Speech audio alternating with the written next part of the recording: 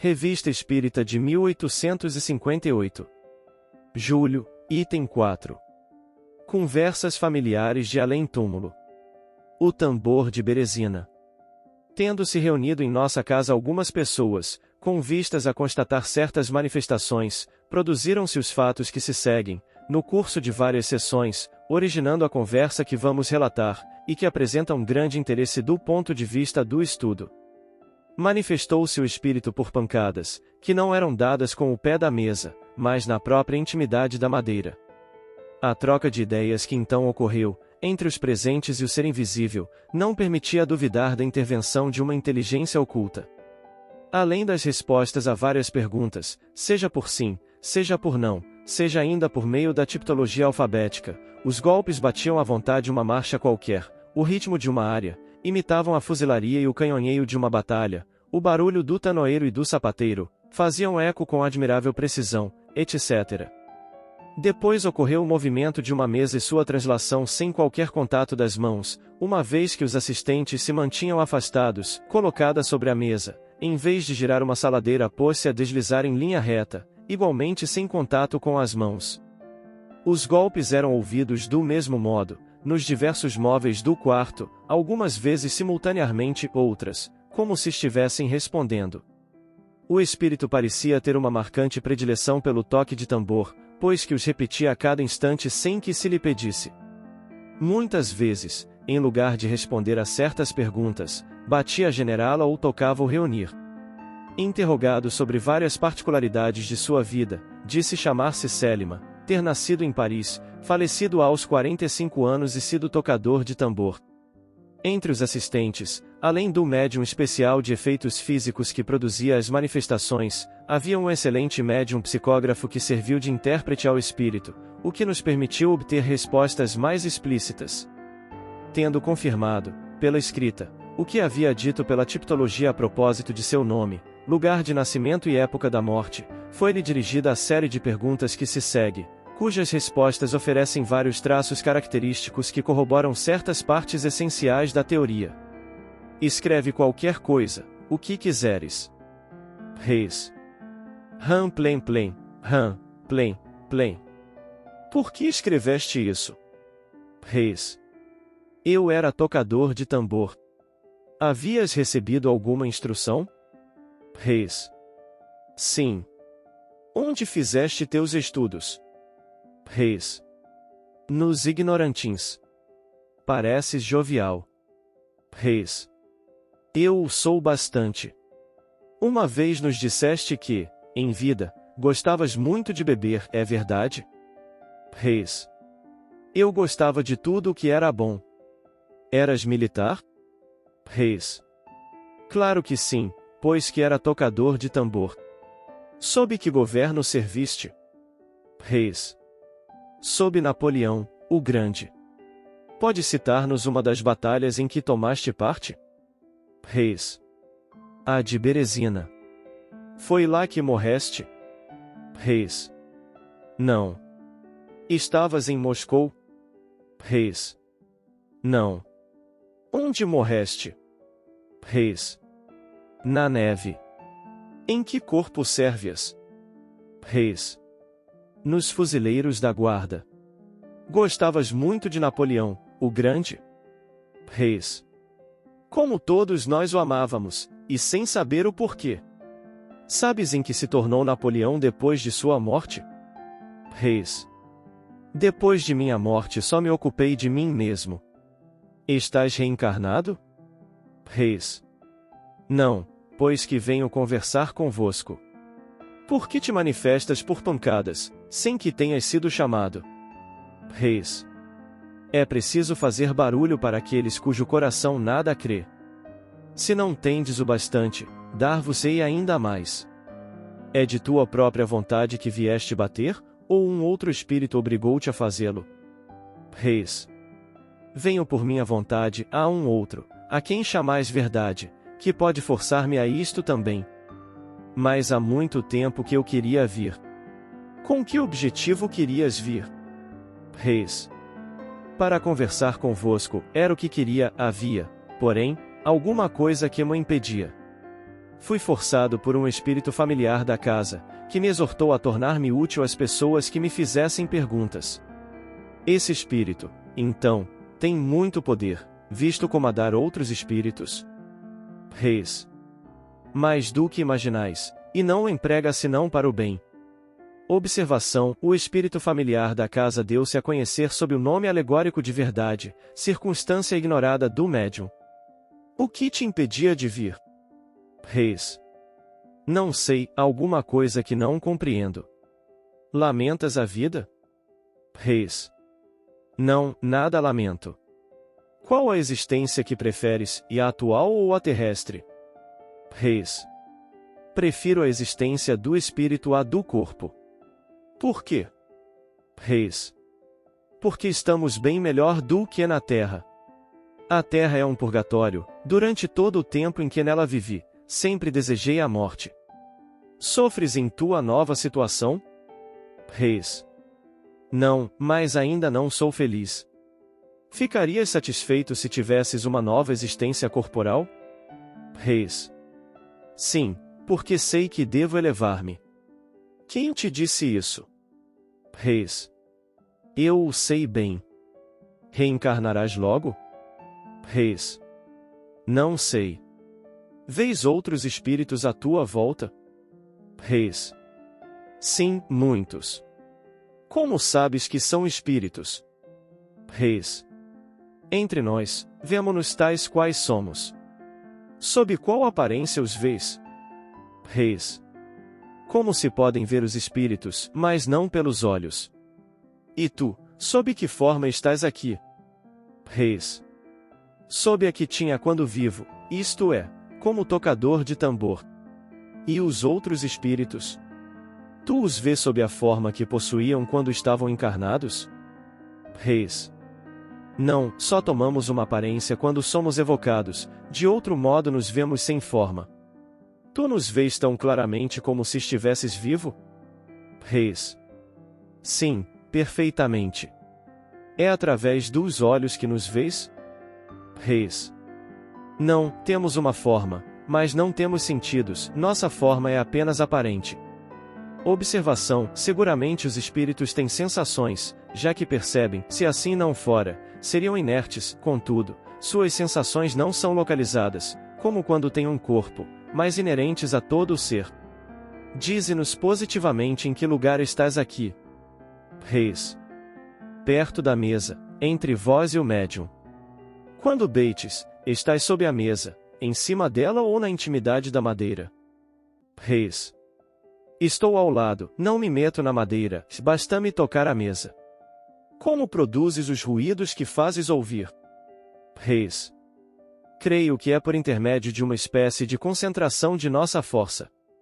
Poderias explicar-nos a maneira pela qual são produzidos os diferentes ruídos que imitas, as arranhaduras, por exemplo? Reis.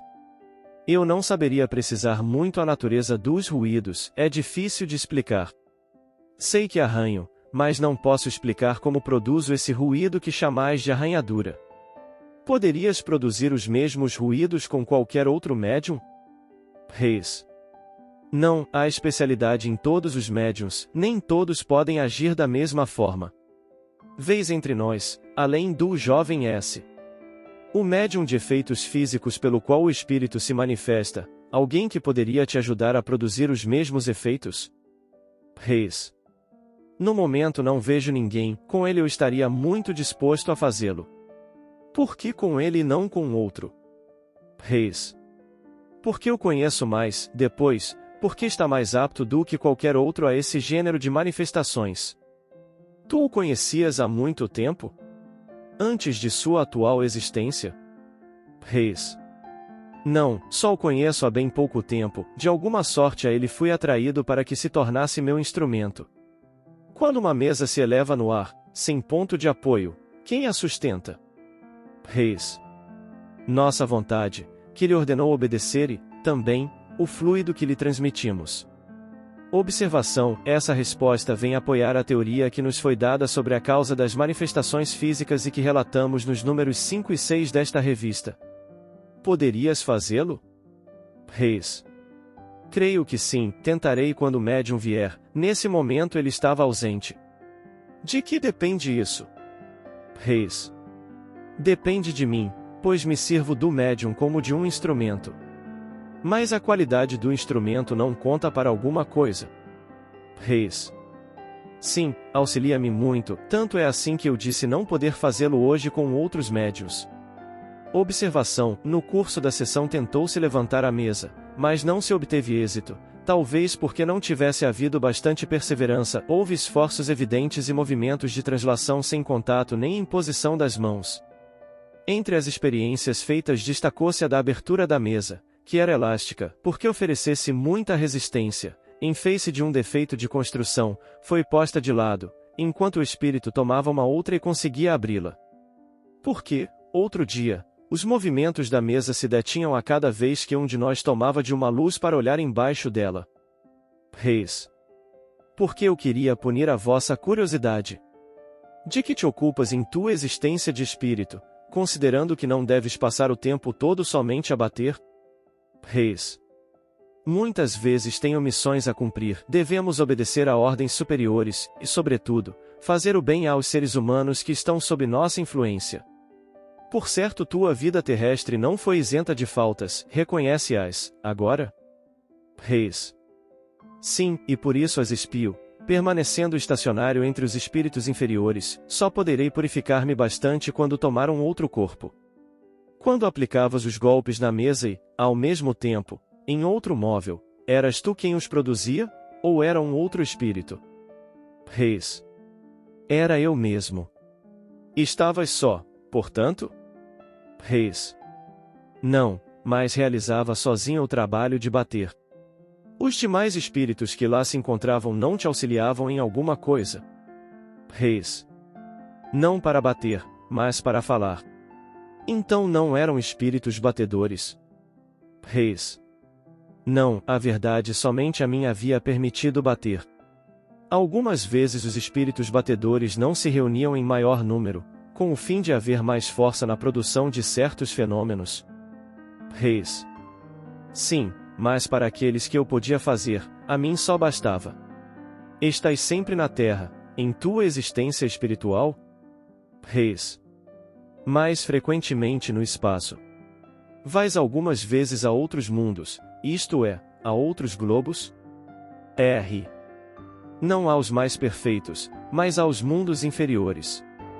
Por vezes te divertes em ver e ouvir o que fazem os homens? Reis. Não, entretanto, algumas vezes tenho piedade deles. De preferência, quais aqueles que procuras? Reis. Os que querem crer de boa fé. Poderias ler os nossos pensamentos? Reis. Não leio nas almas, não sou bastante perfeito para isso. Todavia, deves conhecer nossos pensamentos, já que vens entre nós, de outra forma, como poderias saber se cremos de boa fé? Reis. Não leio, mas compreendo.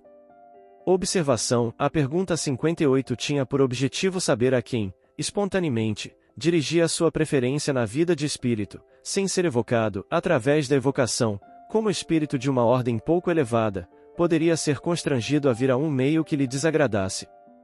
Por outro lado, sem ler propriamente os nossos pensamentos, por certo poderia ver que as pessoas ali reunidas não o faziam senão com um objetivo sério e, pela natureza das perguntas e da conversa que ouvisse, seria capaz de julgar se a assembleia era composta de pessoas sinceramente desejosas de se esclarecerem.